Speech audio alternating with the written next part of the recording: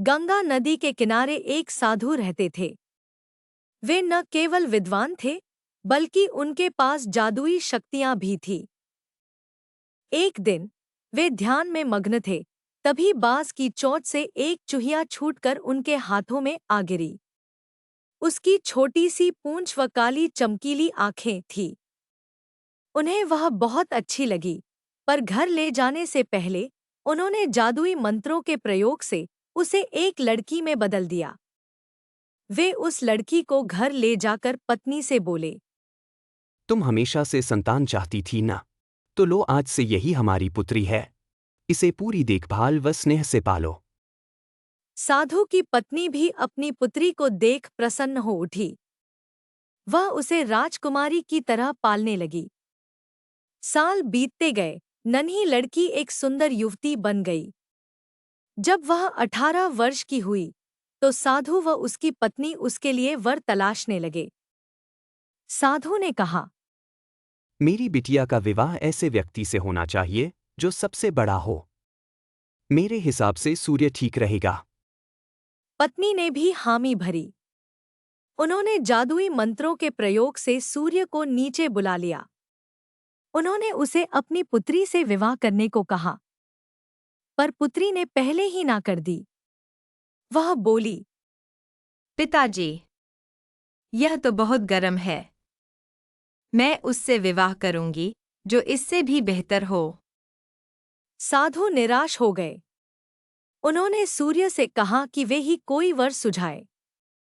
सूर्य ने कहा, बादलों के देवता से बड़ा कौन होगा? उनमें तो मेरी किरणों को भी रोकने की शक्ति है।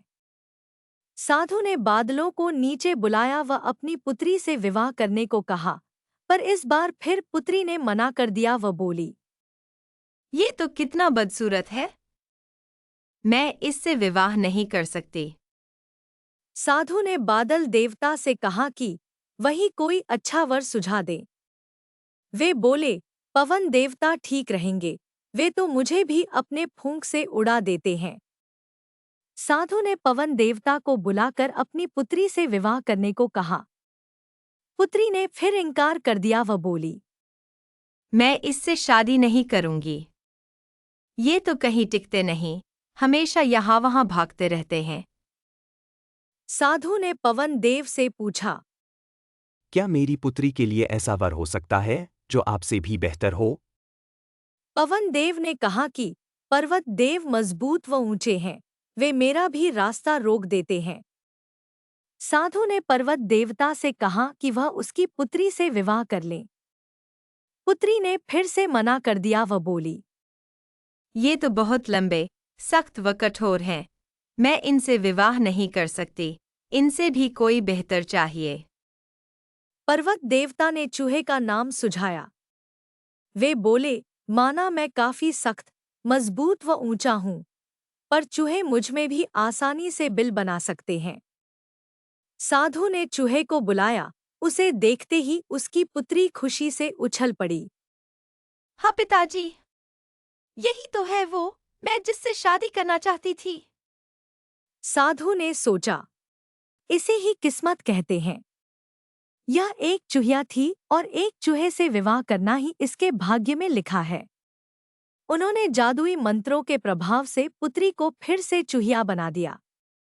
चूहा व चूहिया विवाह करके खुशी खुशी रहने लगे। तो दोस्तों, कहानी का सार यही है कि कोई भी अपने मूल स्वभाव को नहीं बदल सकता।